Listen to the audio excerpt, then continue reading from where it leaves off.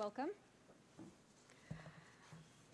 On behalf of my family, Jessica, Allison, Dana, David, and myself, I would like to thank all of you for being here today.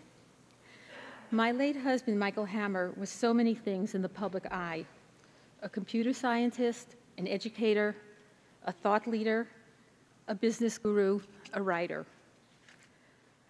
But coexisting with these many attributes were a surprising yet complementary constellation of talents. He was a joke teller extraordinaire, an aficionado of Motown, a scholar of history and literature, and a master of political minutiae. What underlined and linked all of these disparate areas of knowledge was a single theme: an unyielding passion for new thoughts and ideas, and an ever-present desire to share them. Through his love of ideas, his unique persona emerged, which enabled him to reach the people in his personal and professional lives, to teach them, to inspire them, to unleash in them the passion and creativity that he exemplified. Nothing made him happier. For me, there was no better way to honor Michael's memory than by creating an opportunity to hear from people who share the same passion for developing, exploring, and understanding new ideas. We are honored and so grateful to have Eric Schmidt, the CEO of Google, as a speaker here today. Eric represents the kind of business leader that Michael admired: creative, generous, innovative, smart, thoughtful. We are also grateful for the participation of Tom Ashbrook, whose reputation as a lively and inquisitive explorer of ideas makes for the perfect partner in this conversation. Thanks to both our speakers for being here. We will begin the program with a video highlighting Michael's professional accomplishments.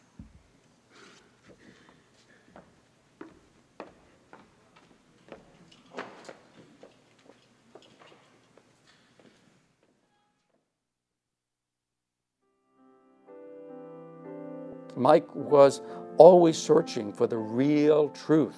He was straight, he was honest. Incredibly funny, engaging. Michael Hammer was the greatest thought leader that I've ever encountered in my life. He was a salesman, he was a showman. Michael was enormously generous with his time and his insights. There's never been anyone like him, and I doubt there ever will be. Re-engineering the corporation is still the standard for how to take something that's in trouble and turn it around. You know, we worked for years on that book, and we'd get a printed copy of the manuscript back, and within weeks, the pages would be filled with Michael's notes of changes. And Michael was such a perfectionist that our first publisher never believed we'd ever finish the book, and they canceled the deal on us. It's been almost 20 years, and I still use that book day in and day out. For any one element of his model, he could just give you a story and a story and a story and a story that brought it to life. Automating a mess creates an automated mess. His goal wasn't just to win intellectual converts, but to win emotional converts behind the importance of his idea and the importance of acting on what he taught them. Bar none, he stands as the best stand-up large room presenter I've ever experienced in my life. The first time I actually saw him at the Hammer Forum, where I was going to follow him, I just kept thinking, oh shit, what do I do now, okay? How can I possibly follow someone like this? You're really going to transform the enterprise? That's not okay. At a certain level, his lecture style was frenetic. He was dancing around the room, running around the room. This is revolutionary talk transformation. And even though I had heard some of the lectures multiple times and I knew his jokes before he would say them in some cases, I was energized by his interaction with the class, the way he would connect with students, and I would be able to build off that in other classes. Nobody had ever heard about them. He talked about a company called Progressive Insurance that specialized in high-risk drivers. I'm not going to insult you and assume that's why you know that.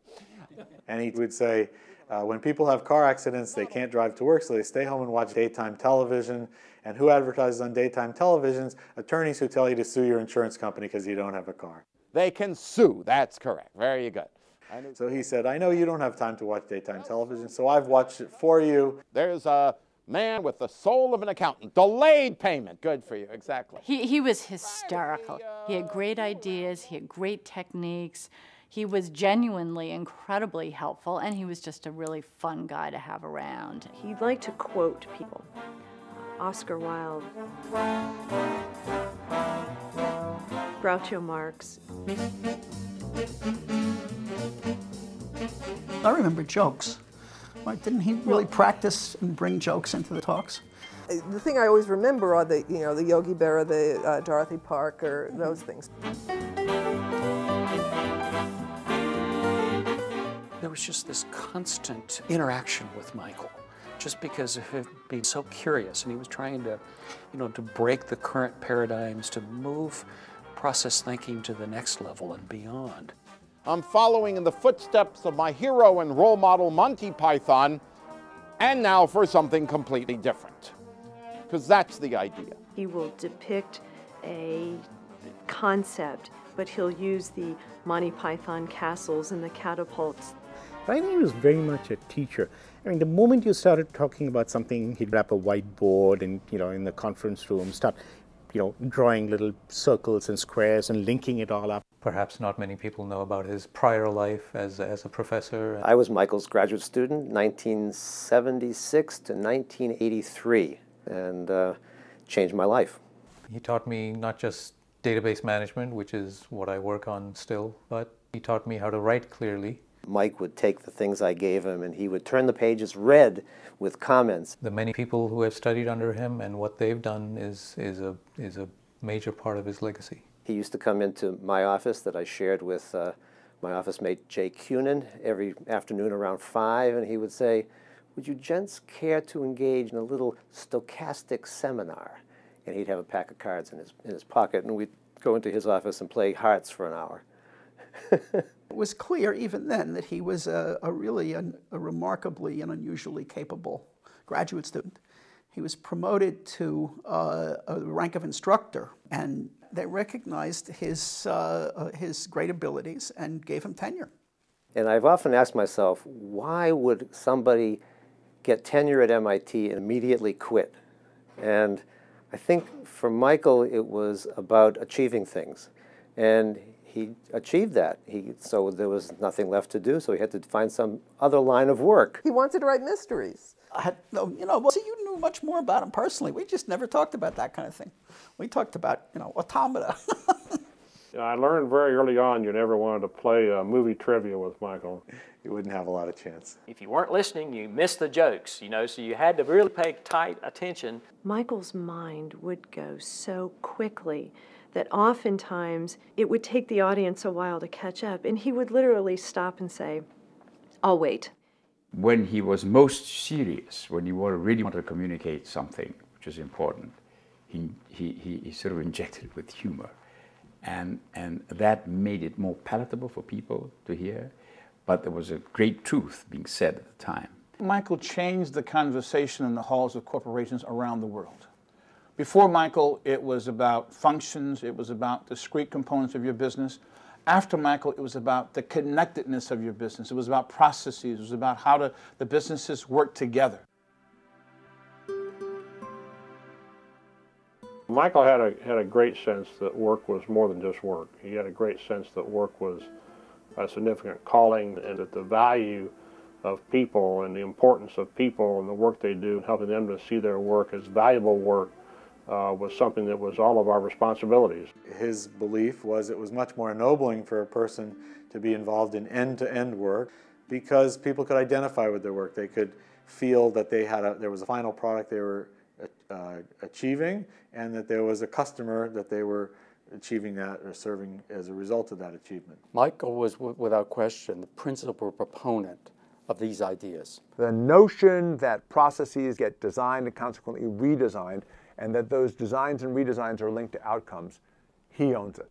Okay? So he owns it. Michael was fundamental of our process journey. I think that's clear. Without him, we would not be there where we are today. He inspired us, he motivated us, and he let us see that it was possible to conquer some of the big challenges that we were looking to conquer. Other consulting firms saw process reengineering as just a gold mine.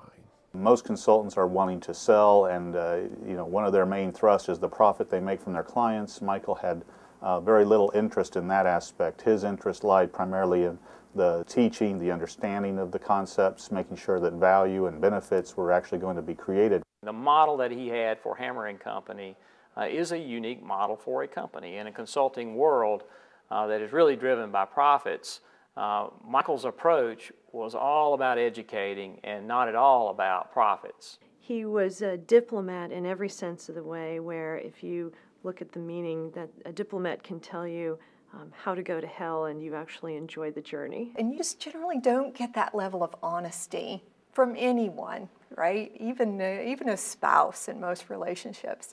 And then you read to the end and think about what he said in that. It's just brilliantly on point, absolutely directly on point, and as a result, it causes you to say, wow, I can do better. Another thing that people may not know about Michael is that he was a DJ, and so he would always find a line in a song or a title to a song to work into his conferences, Buffalo Springfield being one of them. Something happening here.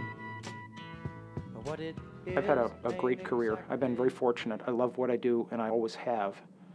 And if I think about the people who have either caused that, contributed to it, or enabled it, and I start thinking about my parents and my wife and things like that, Michael winds up on that list. There's no doubt about that. He was a great individual, a great friend, a great colleague, a great coach, a great listener, and a great visionary. He once had to videotape a lecture because he was traveling. He didn't like talking to a room with no audience. And what he did was he brought a few of his daughter's dolls. Sesame Street characters. And he set them up in the front row of a big lecture hall. And lectured to them. So he had an audience. Oscar the Grouch. He also came in one day to work wearing a Big Bird costume. He had rented it for his daughter's birthday party. Unfortunately, his daughter got scared, so he couldn't use it there. But he paid for the rental, and he wanted to get his money's worth. And he said, Sesame Street characters are popping up, and there's a mallet, and you hit them on the head. And he said, I used to think that was all about hand-eye coordination. And now as I've learned and studied, what I've found is that that's truly an early executive development tool, as you're learning how to say, no, no. I don't think many people understand that he did a lot of fundamental, groundbreaking work in the database research world, which eventually led to his work in office automation, which eventually led to his role in the management consulting world. He had a unique ability to weave biblical stories into the process of implementation in ways that actually were incredibly powerful. I think of him more as just being so sensible. Like you could always just go to him for advice, and he'd have a pragmatic, useful answer. He had such a commitment to his family. I always saw that as part of the perfection with which he lived his life. He would challenge you in your thought, but he would also challenge you in your action. And that is something that we hope to preserve.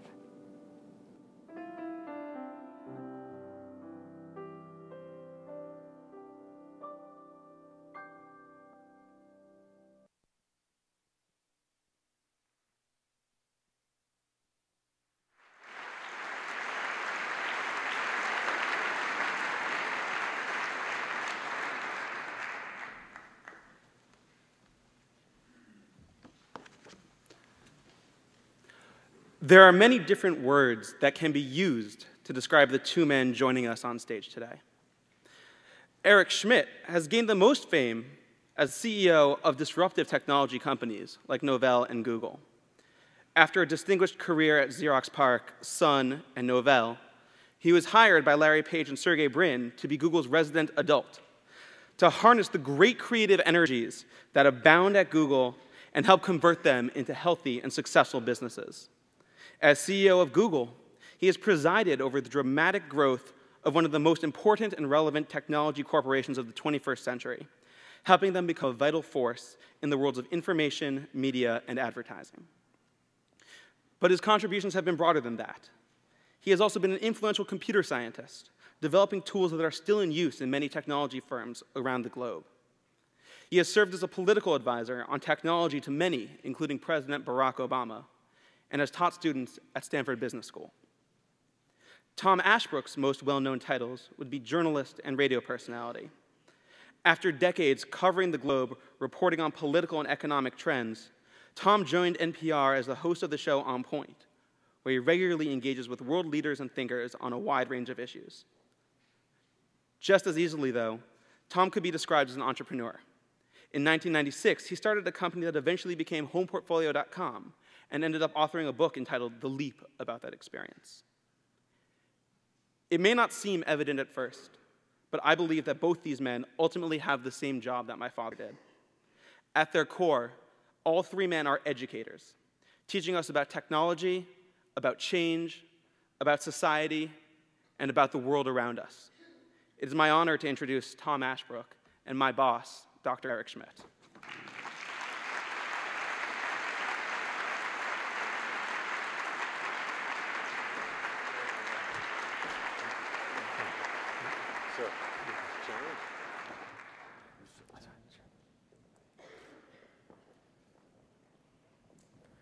Hello, can you hear us? Good, then we're on. It's a real honor to be here, both in celebration of the life and work of Michael Hammer, and to have the opportunity to speak today with all of you and with the CEO of no less than Google, Eric Schmidt. So I think you ought to give him one more round of applause for being here today. It's great to have you. We're here actually to honor somebody else. Yes, indeed we are, and we're very happy to have you here to do it.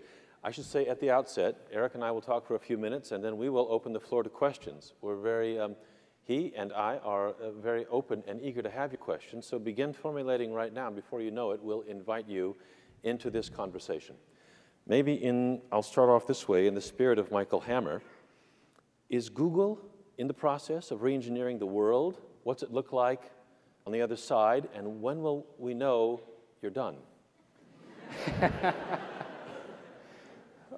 I'm here because Professor Hammer was somebody who I admired, somebody who I took a lot of ideas from, and I do agree with the premise that Google is an example of the kind of world that his work, both as a computer scientist and later as a business consultant, imagined. And what I particularly liked about what his views were is they were the views of a computer scientist, which is sort of me too. And although we're not perfect, I can assure you, we think in terms of scale in a way that a lot of other people don't. And Michael did that, and hopefully Google does that as well. So to answer your question about Google, to understand what we're doing, think about a world of an infinite amount of new sources of information, an infinite number of digital devices, all GPS located, attached to people, with an infinite explosion of information. And imagine the scale of the kinds of questions that you could ask that you could not ask before. You literally could not do it before. So I don't know when we'll be done, but Google is a metaphor, I think, in this conversation about getting the world interconnected. And I've become convinced that people do not understand how profound that revolution will be in everything we do. We thought we had a pretty good sense from the disruptive effects already. If we still don't understand how profound it will be, give us a glimpse, lift the cover on that. If you've got a cosmic vision, tell us now. Well, Google is in fact not a company with a vision. Google is a company with a set of values and approaches, and we iterate into this new space. So we don't necessarily argue we know what will happen, but we can see some things that are pretty obvious if you think about them. Go ahead and imagine what everybody here has their mobile phone on, and everybody here has a because of who you are, has very powerful data capabilities and a good browser on that mobile phone. Every one of those mobile phones is connected to the world's largest collection of real-time information, both at Google and at other companies. What are the questions that you can do with that? Well, the most obvious question is, tell me where I am and tell me where I'm going. I mean, not only can we actually tell you where you are, in other words, you are the search, but we can also predict where you're going to go based on your patterns and movements and so forth and so on. So the notion that somehow we had all these questions we could never ask before, I think is a new matter. Why do we teach the old way, since all the world's information is literally on this phone or equivalent to a phone device that you carry around with it? We should learn how to search. When I go to a new place and I'm walking down the street, why is it not searching and saying, and producing a constant stream of information about the history, the place, things that I care about?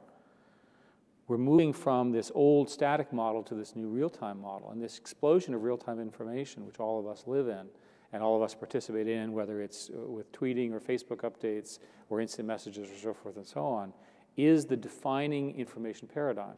Another example would be governments. Governments should spend their time actually answering questions rather than theorizing them. You can actually instrument things now. You can actually find out what people are doing and what they actually did and whether a program worked rather than just pontificating about it. Not that data is the highest goal of government, right? But imagine a data-intensive, information-rich environment. It would produce, I think, different policy outcomes. I promise to get more specific, and I'm sure our audience will as well, but one more kind of just big picture one. I mean, if capitalism and new technologies are about creative destruction, where are we in the arc of creative destruction that comes with this technology, the internet? I think we're early, which is not necessarily a good message to the people who are fighting it. The internet has this bizarre property that it's changed the economics of a large number of information industries. And unfortunately, the consumers sort of like the new model of information whenever they want it, on any terms, on any device, and so forth and so on. And many of the business models that we've grown up with have assumed scarcity in a world where information technology makes essentially infinite copies available inexpensively. I don't know how it will play out. I do know that it will take 10 or 15 years for the new models for how you monetize content and respect copyright and so forth will really take off. And this interim period is incredibly painful for all the people involved. You're, I guess, thinking of media companies in particular. A lot of companies have been empowered by the internet. Well, the fundamental issue in the media company space is that they're both production companies as well as distribution companies. And the content production is of enormous value, quality, the things that you do, et cetera. The distribution has historically been structured around windows and control and limitations and so forth and so on, and the internet is blowing all that away. So the most likely scenario there is an adoption of either an advertiser-supported model or a subscription model that's independent of the transport. And that shift is a very difficult shift for the industries as a whole. So what shift comes next? You've talked about very widespread, high bandwidth connections that dissolve the boundaries between media. Describe that for us. I mean, a simple example is that it's technically possible to have a gigabit per second internet connection through fiber to your home. Indeed, many of the telecom operators are busy doing smaller versions of that. Today in America, which is, by the way, the 14th in broadband leadership, not the first, Comcast is rolling out DOCSIS 3 modems with a 50 megabit subscription, for a reasonable charge for it, of course. Korea has 160 megabit fiber. Japan has pretty universal 100 megabit fiber. This is very, very real. When you get to 100 megabits to a gigabit, the distinctions between cable and broadcast and so forth and DVDs all go away. So an example would be that just as Comcast is bringing out this incredible internet service, they also sell a cable model where you pay for television services that you don't consume. ESPN, for example, if you don't like sports. That model is going to be under attack for obvious reasons because the internet allows you to piece part media out. It doesn't like bundling of this kind. So we have these constructs of a radio, a television, the internet and text and so on. Do those melt together? Do they become one? Is there just one box or not even a box? They don't become one. You have one pipe and many devices. And that pipe for most people will be fiber optic or some combination of hybrid fiber coax. And maybe eventually, I think maybe 80% of America will be some form of HFC and fiber, and the last high bandwidth will probably be done by wireless Fiber is significantly faster than wireless simply because in the fiber you can have an infinite amount of broadband, whereas on the wireless you're constrained to whatever provisioning the FCC was able to give the operator. So the effect of this is that for most people, you'll have one or more of these connections to your home, your business, where you go, you play, and then all of that content will be available to you regardless of transport, regardless of limitation, and you'll either subscribe to it or you'll pay for advertisements for it. And what about the base technology beneath this? Is the internet that we have now, the internet we will have?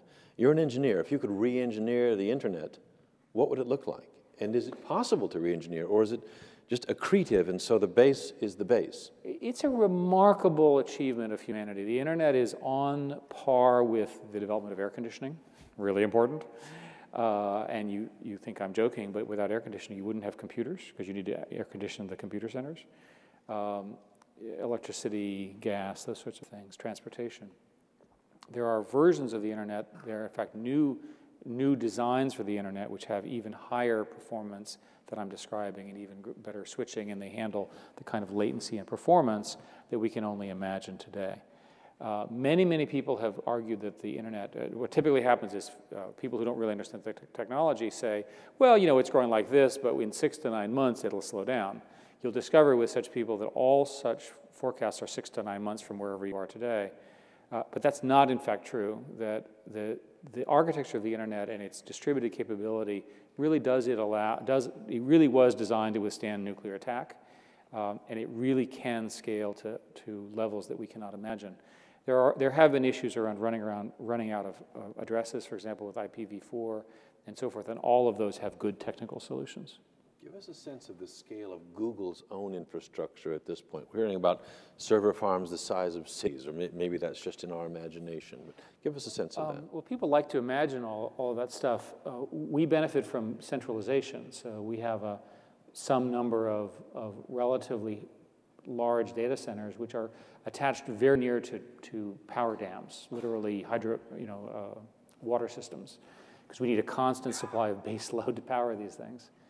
And we don't say the exact number, but think that we benefit from the Moore's law. We build our own, essentially, supercomputers out of PC components. Connected with them is a fiber optic network that we own and control, which we bought remember everybody built all that fiber, and it was all cheap? Well, we bought a whole bunch of it. Technically bought. It was a great deal, trust me. And we span the globe with that. And we needed to do that in order to move all the data around. When you look at the scale of YouTube, had we not done that with the growth of YouTube, YouTube would have taken Google out, simply because the amount of video and audio and so forth that is used. And again, those of you who are scientists can do the math in your head, but imagine that number of video streams, even with compression, and yet we've been able to handle it. So we engineered Google in the same way that Michael would have, with a notion of scale. And when you imagine the next set of applications that will be real-time intensive, data intensive, maps intensive, we're ready for that. I would argue, by the way, that one of the things that's going on that people have not, I think, articulated correctly is that you can now have a new dimension on things. You know, using Google Earth, you can actually see the changes that we're bringing to the Earth. And that adding a new dimension to thinking is a very profound thing. It allows us to see things differently. It allows us to decide as a society how we want to address them. With your energy requirements, and we're open to questions from the floor at any time now, so just stand up or make yourself known as best you can there.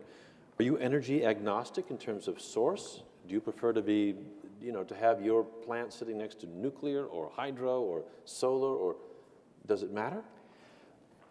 Well, the company has both committed and indeed is carbon neutral. So every time we put a data center next to a coal-fired plant, it's like really expensive. Mm-hmm. So we try to avoid that.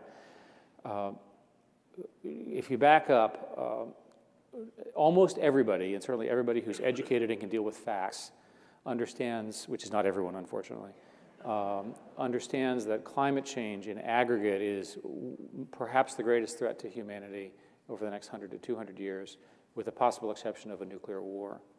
And if you're confused by that, I want you to imagine what happens when the Himalayan watershed, which roughly provides water for 1 billion people, is gone for much of the year. And just imagine the sort of human suffering of the things that we're doing. So Google sort of recognizes this, and so for years we've been working in the best way we can to try to help people both understand this and also address our own needs. We have to set an example. So we did lots of obvious things. We insulated our buildings, and by the way, the ROI and the return on investment for improving the insulation, making your businesses more energy efficient is so obvious, even if you don't believe anything I'm saying, you should still do it. That's why it's such a good business proposition. Just do it. We've then also spent a fair amount of time working on various forms of plug-in hybrids and other kind of power systems that are information intensive to try to improve that. And recently we've been working in a partnership with General Electric around the smart grid. What we've discovered is that if people are aware of their energy usage, they actually reduce it. So typical studies that we've done with people involving power meters, by being aware of the amount of energy they use, they reduce their power by 10%. That 10% affects the peak power more than anything else, and that peak power use is what drives the marginal cost of these operators. So this is billions of dollars simply by having more information awareness. So we look forward to where people will not only be primarily using renewable as opposed to polluting power systems, but they're going to be using information technology in some very, very powerful ways. One final comment is that we did an analysis of this, and this is a relatively sort of political view, but I think it's important to state right up front. It is possible with a relatively moderate investment in the scheme of things to have the majority of America's power systems be replaced by renewable energy systems, transportation and coal in the next 21, 22 years, by 2030. And as a result, essentially get off of the oil addiction that we're on today. So this really is in front of us. There's a lot of folks here at MIT who are actually doing a lot of important research to even make my projections even conservative. Before we leave scale, and again, I'm happy to take questions. It's a little bit hard to see you there, but I'll come to you in just a moment. Scale. Google is enormous. When you look we see a lot of your strengths on the front of vulnerabilities. Do you see your major vulnerabilities as economic or political? And in particular, when it comes to scale, Christine Varney is President Obama's new antitrust chief. I know we all saw the Fortune article, Obama and Google, a love story. But their bottom line was that your scale has become such that you may well be a target of antitrust attention by the federal government. How do you look at that? Are you an out-of-control monopoly, sir? I can't think of the appropriate response aside from no. Christine Varney will review the tape later, but go ahead. That's right. There's a number of different sort of ways of approaching, I think, that subjects. We get a lot of criticism as a company, I think, fundamentally because we're disruptive, and also because we are a scale company, as you said, and then finally, because people care a lot about information. So we're used to that side of the issues, and I don't think that's going to go away. What we do believe is that as long as you're on the side of the consumer, you're pretty much on the right side of all these debates, and that there's a lot of sort of hem and ho, going on and on and on and on about it. But the fact of the matter is, and people will review what we do and so forth, but as long as we're consumer focused, we'll be fine. So Larry Page, in fact, wrote a memo, which early in our years as a company, who said, if we were to become big, what were some of the principles that we would establish? And we've established those. And one of the most important one is that you own your own data. So we don't trap end users. So if you, for example, decide that you're unhappy with Google services, we make it easy for you to take the data that we have of yours, and you can go to a competitor or whatever you want to do. We recently announced the oddly named Data Liberation Front group at Google, whose sole job was to make this actually happen. So we're real serious about it. But ultimately, antitrust law has maybe less to do with the consumer and more to do with corporate competition, anti-competitive behavior. On that score, as you move into more and more industries, with your throw weight behind you, do you think you're approaching kind of red line?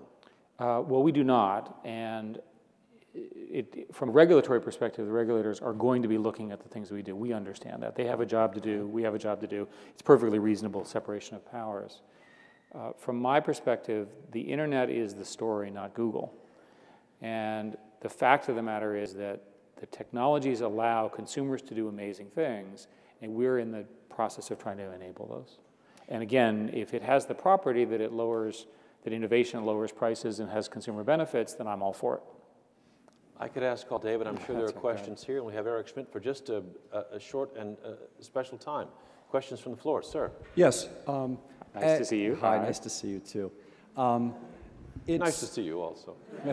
No, Eric, we're all happy to see you. I know Eric, so yeah, no, but that's great. As we heard, Michael was a role model for integrating the spiritual side with his work side and with what he did, and with being able to look to the religious classics and being able to work that into his work. Could you comment on Google's spiritual side other than just don't be evil? It's not enough? And also in terms of all the writings and everything and how things were done way back in the past. Well, thank you. Michael was unusually gifted. You know, there are these people who are basically very, very smart, sort of brilliant type people who also have a way of emotionally connecting, right? And Michael had that characteristic, and it's a wonderful thing. It's very, very rare. Google is a corporation, right? So you don't use the same terms for that. And we have some people who are like that, but they're, as I said, they're rare at Google too. So I would describe Google in this context as a company that operates under a set of principles and values. And it's always confounding to people when we actually implement the values that we said, that we really do actually do things that are for the benefit of the consumer, even if it hurts our earnings or hurts our revenue or so forth. And everyone gets all upset. And my attitude is, we told you this is the way we run the company. We run the company for these values. And it's perfectly fine. If you look in Michael's work, his whole notion of going to the customer, going right to them, that every single employee had a notion that they were affecting the world directly by their activities. It's very similar to the way our culture works. So from Google's perspective, we see our mission as making all the world's information available, the vast majority of which is largely unknown. Right? So the fact that we can now automatically translate from languages that you've never been inspired, you've never been inspired from because you've never been able to read it. So those kinds of things just are phenomenal. If you look at the impact that Google is having in countries that have never fundamentally had very much information, obviously Africa with the spread of SMS-based search and so forth, it's just a phenomenal, phenomenal impact. And I think that our legacy as a company, I hope, will be similar to his in that we were able to have that kind of connection between information and then the impact that it has on people. To follow up on that, because it's so important, Google does have so much information on so many people, individually and collectively. That is a lot of power. So what's the source of your principle? Is it just in the person and in the sort of thinking day to day of you and the founders? Is it based somehow more deeply? All things must pass. When you guys aren't running the company, what keeps Google good? I'm not sure. Well, we're certainly not immortal, but the principles may be immortal. It may very well be that successful companies in the information age really do have to have principles that transcend their leadership, their board, and so forth. There's two reasons. One is it actually becomes the culture of the company independent of the leaders. And people are always focused on our founders and myself, but the company is run pretty semi-autonomously in the sense that people pretty much do what they think best under these principles. But the other reason that these principles might hold is because if we violated them, we would lose our customers very quickly.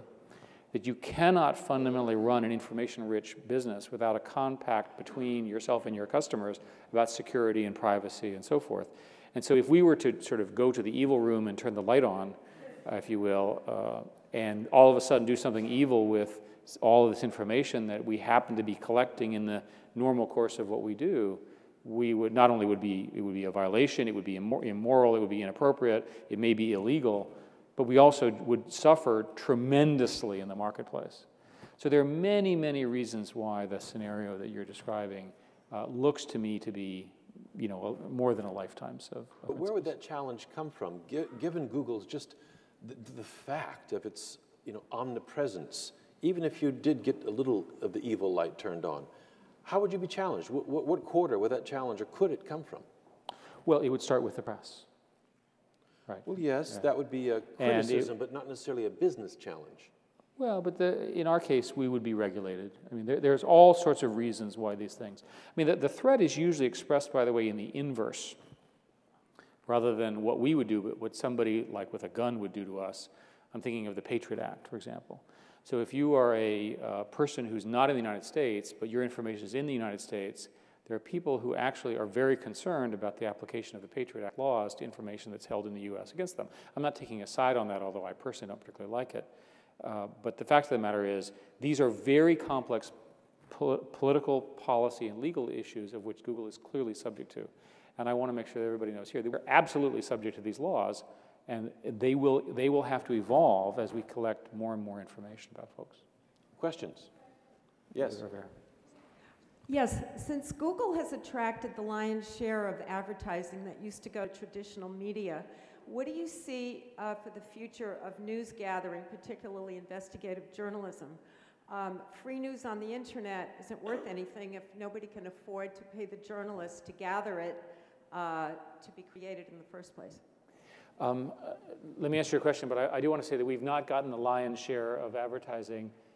The advertising model overall is about $1 trillion market, and we're not currently planning on that amount of revenue anytime soon. So there's a pretty big gap there. The problem on the media and news, the investigative reporting is incredibly serious. What has happened was that newspapers grew up over the last 100 years with sort of three sources of income, right? Traditional print advertising, and then, classifieds, I forgot the other one. Oh, and actually people paying for them. And they're being subjected to a number of terrible problems. The classified revenue is largely moved online. Print costs are going up. And the targeted advertising that Google and others do works just more efficiently, if you will, for an advertiser than the print ads. And the sum of all that, plus the fact that circulation is declining, is just a horrific problem. The other problem that's not as well understood is that people are spending less time reading the newspaper. While it's true that there are more online readers now than there used to be, which is great, people used to spend, many studies, the rough ratio is roughly 20 minutes on the newspaper versus 4 minutes on the online for similar amounts of information. And I worry about that as a cognition issue, that people actually know less about what's going on. And it's married by the fact that people are now much more likely to get information from their friends and social communities, real-time networks, and so forth and so on. So these are fundamental shifts that I don't know exactly how are going to get reversed. From a Google perspective, we don't know how to fix the long-term newspaper problem. What we're busy building are advertising products that work in the online world, that will attempt to make up some of the revenue that's being lost because of the transition. The issue, in my view, just trying to be as blunt as I can possibly be, is I don't see, at least in the short term, us making up that difference. In other words, the shift from offline to online. It's a problem that the recording industry has had with CD sales and so forth. It's analogous to that. So I'm not quite sure what we should do. There have been proposals to create nonprofit newspapers. Sometimes the newspaper's response is, well, we're already nonprofits, so not such a good thing. I don't mean to make light about it. So I think we're waiting for some new models of journalism to come out. But if we lose the investigative journalism that you're referring to, it will be a tragedy for America. It really will. Plenty of newspaper people would say that Google piggybacked on the press in part to reach its current success. You're now a $22 billion company. The situation is so dire for traditional news. There's talk of even government support, which has a load of its own problems attached. Does Google owe something to the traditional media? Should you be sponsoring investigative journalism directly out of your coffers? We've actually thought about this at some length. If we could clearly just write a check to the newspapers, right? And they would take it. And I'm sure that they would. The problem with that is that now you're creating a funny kind of subsidy. You're basically creating a subsidy from us to them without essentially a connection that really makes good business sense. And ultimately, that model doesn't scale. And what we've tried to do with newspapers is they allow us to use their content, I should make it clear. And every one of them could ban us using their content by the insertion of a simple command in something called a robots.txt file. So we're trying to figure out a way to make money together rather than writing checks and then just watching this decline. They're getting skinnier while you look. Is there a question? Yes. Yes, just to get back to the do no evil. Of course, if that's going to be more than a slogan and going to truly be a principle behind the company, it very much has to depend on what evil is, and of course there's no uniform definition on that. And it turns back to how it's defined, by whom, and what the process is. Does Google have, or should Google have, an outside ethical advisory board with some real clout to have some input into this? Who would you suggest? It's a serious question. I mean, describe this board. How would you, what sort of people would be on this board? I think you could have outside people from a variety of different areas who've had an interest in the question and are balancing really the issues of privacy, and maybe privacy really is dead and we should get over it, against the dream world where, as we're going somewhere, our phone knows what kind of food we like and tells us where we should go for lunch when we leave this talk. But I think that having some outside input, just as for important ethical decisions within a hospital, there will be an ethical board that has people from the lay community, the medical community, the clergy, various areas coming together with input. Would there be some value in that sort of thing as Google grapples with what are admittedly very, very difficult choices? We have talked about it. So far, we've not decided to create one. The reason I asked who would be on it is usually the problem then becomes, how do you decide who goes on these things? Because, as you pointed out so correctly, there isn't an absolute agreement on these things. And usually, in a don't be evil context, it's really a question about privacy. I can tell you that we spend days and days and days with people who represent the many points of view that you articulated in your ethics board, looking at the privacy questions. The privacy questions are more than just values. They're also legal issues, and there's disagreements within countries, and we have to follow the laws in those countries. And so on a per-country basis, we actually have different rules. So at the moment, we make the decisions. And how does Google make the decisions? We make the decisions by committee.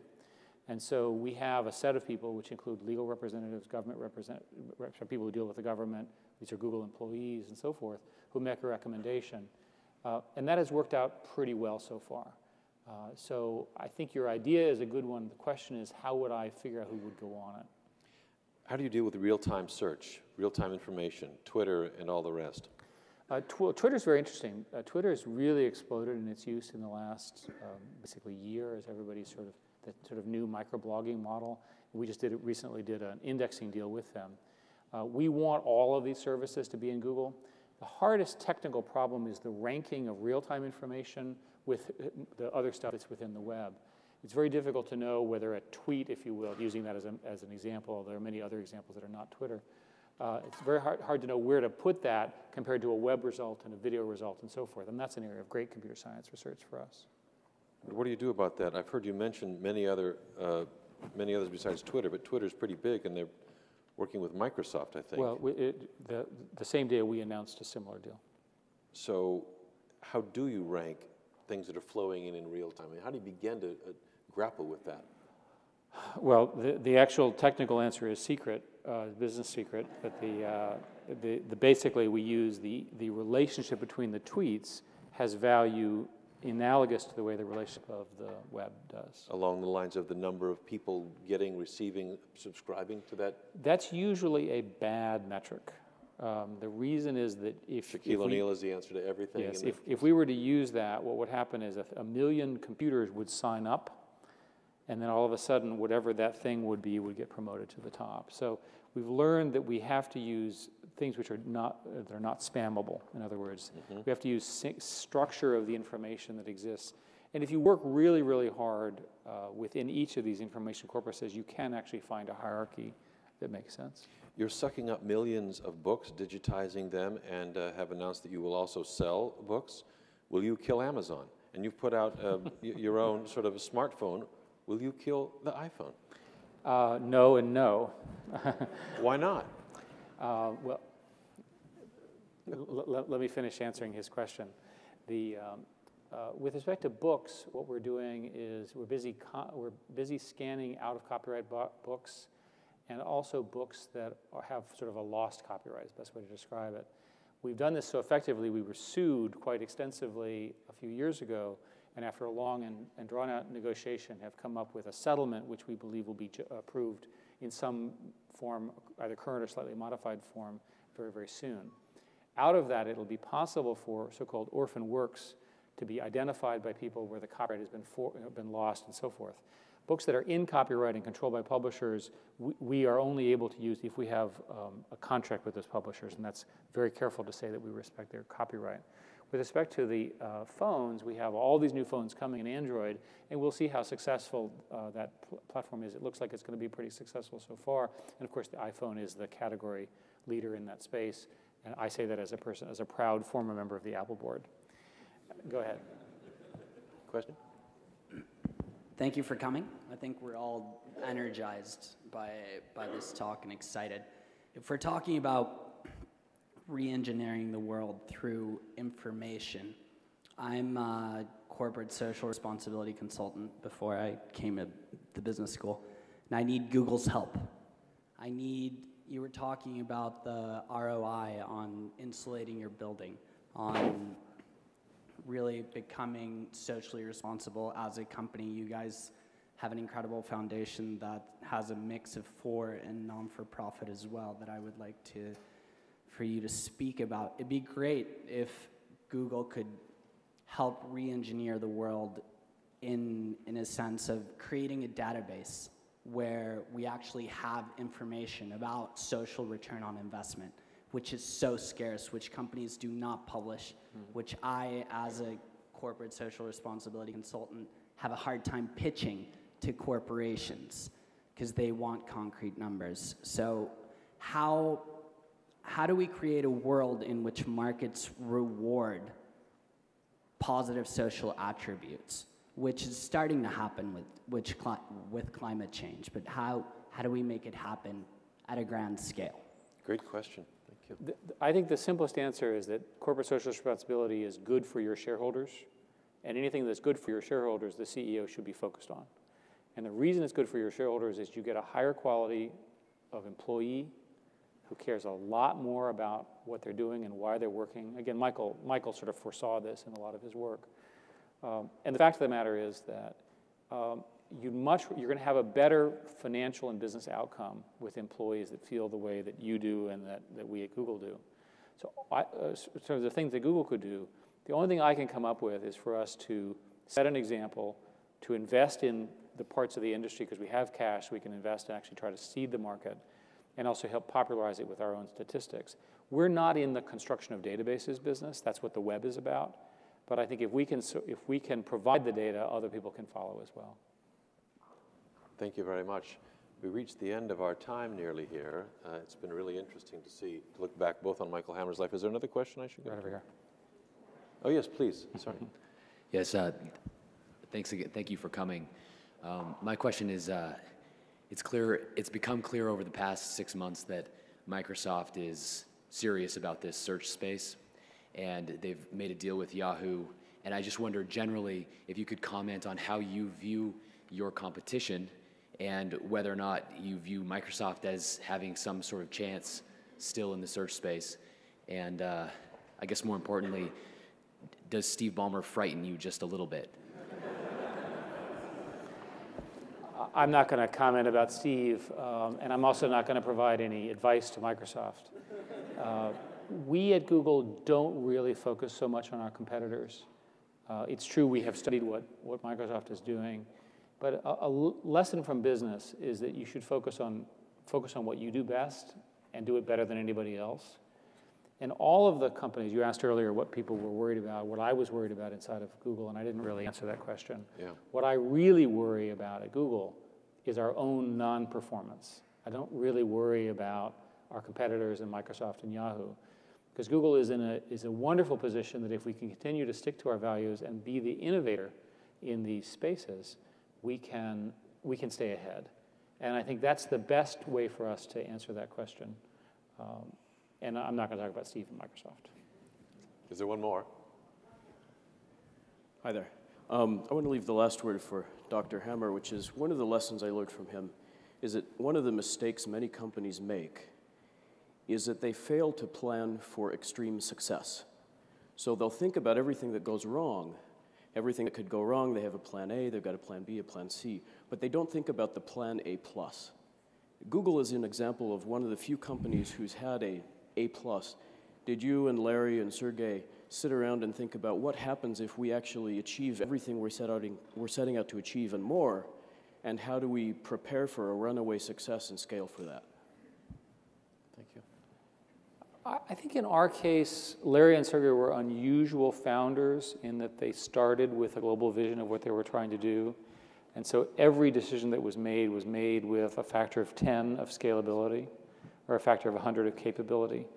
So rather than accepting a current generation of hardware, you'd get the next generation, and constantly pushing for faster and more scalable solutions.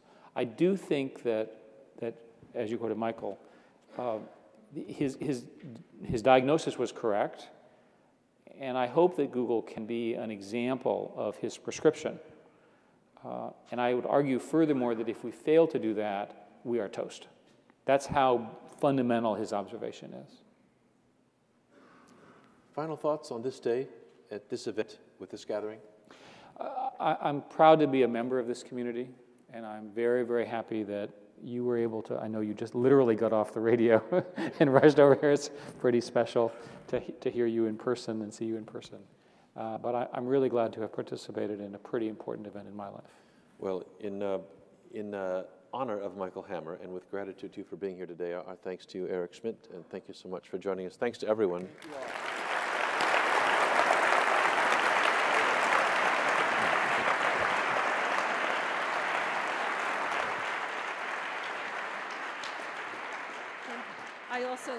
I also would like to take a moment to thank our speakers, Eric Schmidt, Tom Ashbrook, for insightful and exciting discourse, and of course to thank all of you for coming and being here today to help honor Michael Hammer's memory. Thank you.